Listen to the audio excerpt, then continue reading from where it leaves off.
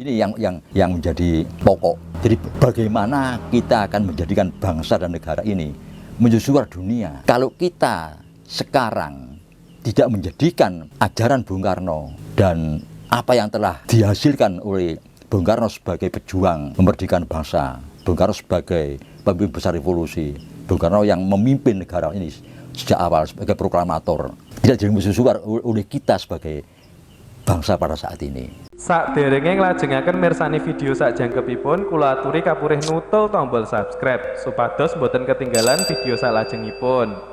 Kagem kemanfaatan video menika monggo dipun like, komen lan ugi share. Mugi panjenengan sedaya pinaringan seger waras, bejo donya bejo akhirat, rahayu rahayu rahayu sagung dumadi.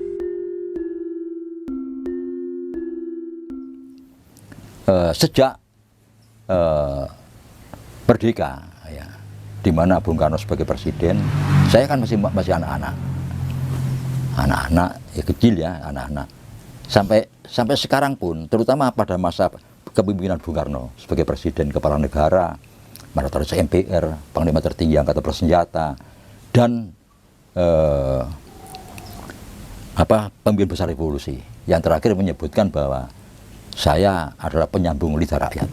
Nah ini, di sini dengan predikat ini, masyarakat yang cinta pada Bung Karno, pengagum Bung Karno, itu ada empat kriteria, 4 kelompok.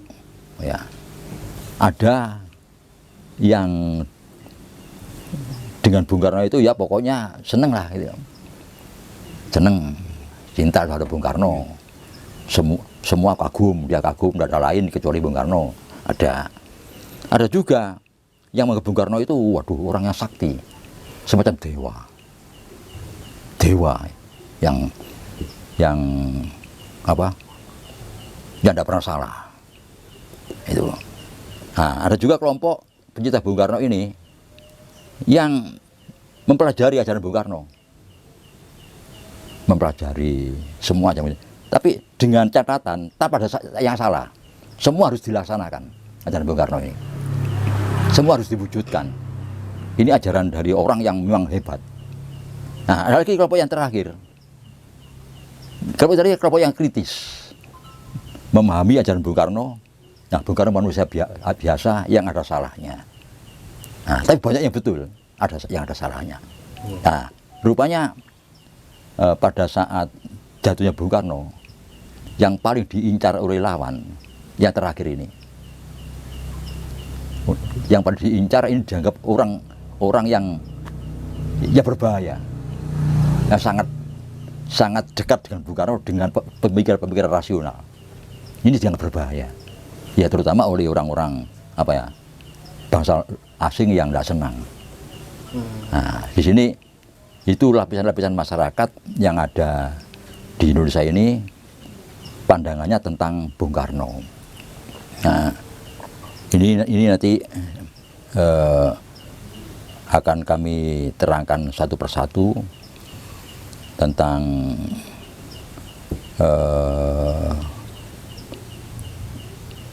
bagaimana kita seharusnya memandang Bung Karno itu, bagaimana kita seharusnya memandang ajaran Bung Karno itu, dan bagaimana kita seharusnya memandang bangsa dan negara ini di dalam bergerak untuk mencapai tujuan dikaitkan dengan kerangka dasar yang telah dibangun oleh Bung Karno sejak proklamasi. Jadi menjadi barometer. Jadi menjadi mercusuar. Artinya mercusuar itu apa?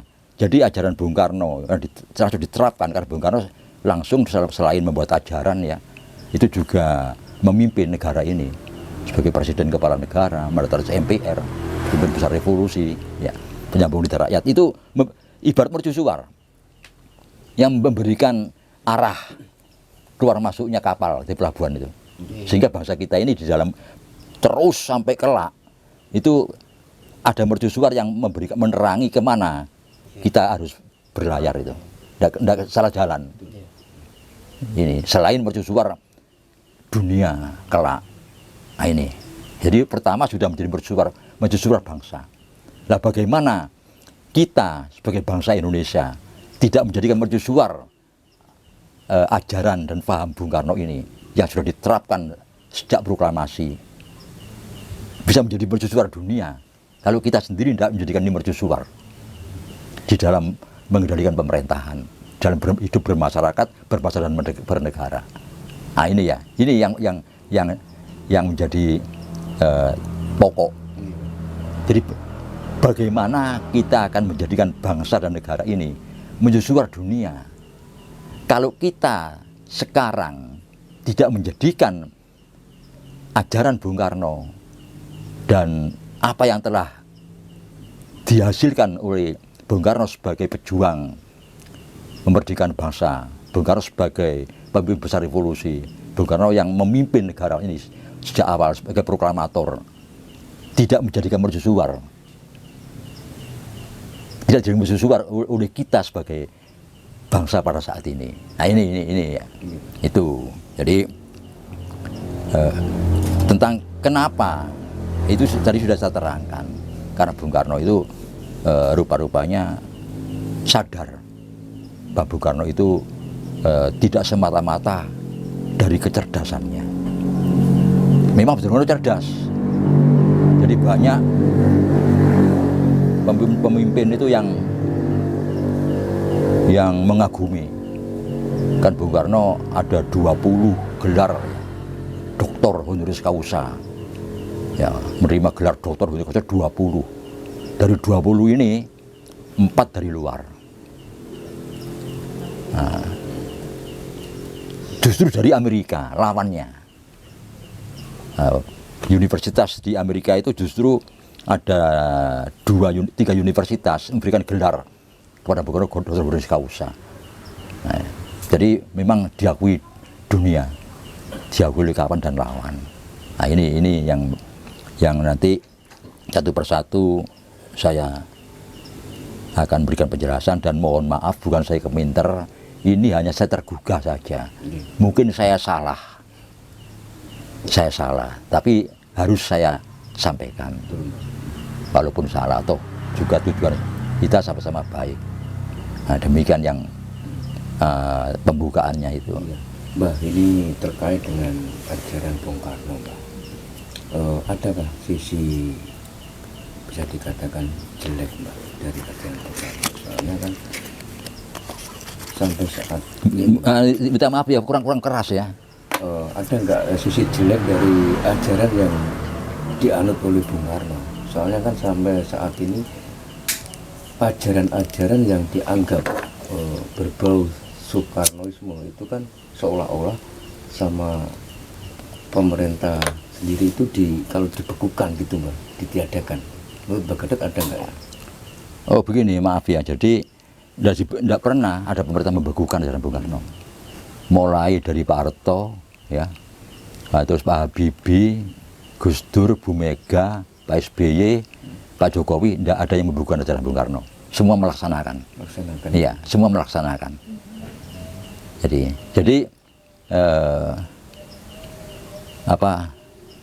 cuma ini kan butuh koreksi dari masyarakat. Ya, karena apa? Kalau dulu mungkin orang-orang yang paham terhadap terhadap keadaan itu orang-orang tertentu, para tokoh-tokoh. Sekarang kan enggak. Bebas, semua rakyat itu sudah paham, termasuk kita ini. Urip di desa, kita diopo-opo, yo ngerti lah, kan gitu ya. Bukunya ada, enggak kayak biyen. Dulu orang di desa enggak ngerti apa-apa. Nah, sekarang kan semua ngerti, seperti kita ini. Jadi bukan salah ajaran Bung Karno ini. Ada juga yang dalam perkembangan peradaban manusia, misalnya contoh komunis hancur sudah. Nah ini kan perkembangan keadaan, komunis hancur. Ini waktu Bung Karno eksis kan, komunis Rusia, komunis Cina. Nah ini kan juga terdeteksi oleh Bung Karno. Cuma Bung Karno sudah memberikan gambaran bahwa baik Declaration of Independence Thomas Jefferson maupun manifesto komunis itu sudah usang, itu gambarannya. Nah, nyatanya betul. Jadi ternyata komunis hancur. Nah, sekarang liberalisme sendiri dalam ujian benturan sangat kuat. Nah, ini tapi waktu itu Bung Karno kan belum terjadi kehancuran komunis ini. Ini kan perubahan zaman. Ini bukan salah, tapi ada perubahan yang Bung Karno tidak menebak sudah menebak sebelumnya, tapi dari ajarannya tidak menyentuh itu. Pandangan Mbak Gatot sendiri terkait Bung Karno sama PKI, Mbak. Ada yang mengatakan Bung Karno itu jika bakal dari PKI itu bagaimana menurut pandangan Mbak Gatot? Komunis di Indonesia ini awalnya ya yang dipimpin oleh Musso, ya, Musso, Semaun, Alimin, itu kiblatnya Rusia, jadi dibentuk oleh kader-kader yang pernah belajar di Rusia.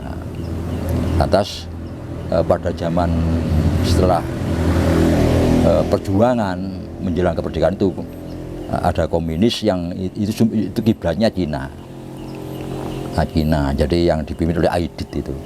Beda ya sama yang Aidit. PKI yang Iya, beda. Rusia itu. Tapi ya sama-sama komunisnya. Iya, komunisme sama-sama.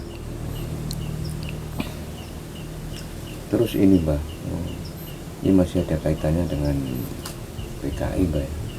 Dulu di zaman Bung Karno, itu partai terbesar itu kan PKI Mbak. Yang partai Pak Karno sendiri, partai penguasa kan PNI. Seberapa besar Mbak dulu partai komunis berkembang di negara kita, justru malah mengalahkan partai penguasa Mbak? Apa Mbak yang penyebab PKI itu semakin berkembang di negara kita di zaman itu Mbak? Itu harus kita awali dari penjajahan, ya. Jadi kalau ditarik tidak tarik ke belakang, kita menjadi salah nebak. Pada zaman Majapahit ke belakang, kita kan makmur.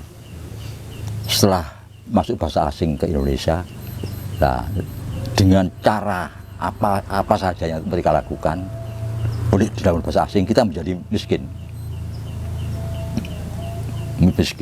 Jadi hama-hama yang membuat kita gagal panen, tanah tidak bisa ditanami karena ada hama, polo kebendem pun menjadi sulit. Nah, itu kita menjadi miskin, tidak ada pendidikan. Terus pemerintah kolonial tidak memperhatikan nasib rakyat di bawah. Nah, kemiskinan inilah yang dijadikan kesempatan oleh komunis untuk untuk masuk dengan janji bahwa hanya komunis yang mampu untuk mengangkat kemiskinan ini. Itu sehingga istilahnya ajaran komunisme itu membentur kepada ajaran kapitalis. Kapitalis ini milik orang-orang kaya. Orang kaya akhirnya berkuasa bersama dengan penguasa, ya. Terus punya pabrik-pabrik. Nah, pabrik karena terus berkembang, industrinya besar, terus ada buruh-buruh. Nah, buruh-buruhnya miskin. Nah, buruh-buruh inilah yang ditampung oleh komunis yang dengan janji bahwa akan makmur. Jadi kemiskinan waktu itu, kemiskinan, sehingga karena waktu awal merdeka Indonesia ini dalam negara yang ya di bawah standarnya, sehingga subur, banyak terpengaruh dengan ajaran komunis ini. Sekarang kan sudah lain itu. Tapi justru sekarang negara-negara yang masih berbau komunis itu malah lebih maju Mbak. Contohnya Cina juga itu kan juga komunis ya. Ya. Rusia juga itu masih bau komunis juga kan. Tapi kenyataannya justru malah lebih maju ya. Nah, itu sekarang kan liberal semua sudah. Iya. Sudah kapitalis. Nah, itu nanti juga saya singgung di dalam penjelasan nanti. Jadi saya ulangi lagi ya. Ada 6 poin ya. Satu yang saya buat dasar nanti, yang satu persatu kita buka nanti. Ini kan ini macam pembukaan. Satu, Indonesia menggugat, ya. Kedua, di bawah bendera revolusi. 2 jilid ya. Keempat ini Bung Karno Penyambung Lidah Rakyat, Sandy Adam ya. Kelima ini sepengetahuan saya tentang masyarakat Indonesia terhadap Bung Karno ya. Keenam pandangan subjektif saya tentang menganalisa ajaran ucapan Bung Karno yang masih perlu dijabarkan lagi. 6 poin ini. Ini nanti satu persatu kita bedah. Ya bukan saya keminter, bukan, tapi saya coba ya. Untuk apa? Untuk menjadi mercusuar kepada kita semua bangsa ini, tidak peduli siapa, tidak hanya ini monopoli elit, monopoli penguasaan semua rakyat. Untuk menggugah. Ya, ini agar jalan kita ini sebagai masyarakat, sebagai bangsa dan negara itu sesuai dengan yang dicanangkan oleh Bung Karno sebagai negara proklamasi ini. Ini karena hanya dengan cara yang bersambung terus menerus sistematis ya, satu arah revolusi. Karena Bung Karno mengatakan bahwa revolusi Indonesia ini bukan revolusi sebagaimana yang umumnya di dunia, tapi multi revolusi, kompleks ya, yang mencanangkan tonggak, menciptakan jalan, termasuk mengakhiri revolusi, memulai revolusi dan mengakhiri revolusi. Ini ajaran paham Bung Karno dan semua tertuang di dalam buku-buku yang saya sebutkan tadi, di samping buku-buku yang lain, tapi buku pokoknya itu tentang Pancasila, lahirnya Pancasila itu ada semua. Nah, saya awali dengan Indonesia menggugah. Maaf Pak Gatot, kembali ke sebelum kemerdekaan Pak. Dalam perjuangan pergerakan Bung Karno itu siapa saja di balik tokoh di balik Bung Karno? Wah, banyak sekali. Jadi ini semua berperan yang sangat yang sangat agresif ya, progresif, revolusioner. Ya ada mulai dari tokoh-tokoh agama, ada Hasyim Asy'ari, Wahid Hasyim, ada Kiai Haji Ahmad Dahlan, ada Gatot Mangkuprojo, ada Supriyadinata, ada Hatta, Syahrir, ada banyak. Jadi para pejuang itu banyak. Jadi tidak sendirian Bung Karno ini. Semua ini kompak. Jadi dari sisi spiritual, dari sisi iya, terutama ya perjuangan gigih. Jadi Bung Karno kan tadi saya katakan bahwa Bung Karno sudah bisa membaca situasi. Tadi saya katakan bahwa Bung Karno itu pengamat politik internasional, pengamat militer internasional, sehingga bisa menebak. Nah, makanya di dalam Indonesia menggugat, Bung Karno mengatakan bahwa saya akan berjuang mati-matian dan pasti berhasil. Nah, karena bisa nebak sudah. Berarti Bung Karno itu sudah disiapkan ya Mbak ya, digembleng untuk. Nah, itulah betul. Jadi rupanya Bung Karno itu dituntun oleh Tuhan. Ini. Jadi Bung Karno itu dalam tuntunan Tuhan. Makanya disebutkan dalam pembukaan UUD 45 atas berkat rahmat Tuhan yang Maha Kuasa, Allah SWT yang Maha Kuasa. Ini tetap dipegang. Jadi Bung Karno itu cerdas, tapi ini di bawah tuntunan Tuhan. Nah, di sini kita bisa memilah mana itu yang petunjuk Tuhan, ya, mana itu yang kehendak Bung Karno sendiri. Kan bisa memisah. Nah, nanti ini pelan-pelan saya sampaikan tahapan berikutnya. Jadi supaya sekarang hanya pendahuluan dulu seperti ini. Ya. Di buku Sandy Adam sendiri kan pernah Bung Karno mengatakan bahwa beliau itu keturunan dari Pangeran Kediri. Nah, itu sebenarnya siapa Mbak? Nah, kita sebetulnya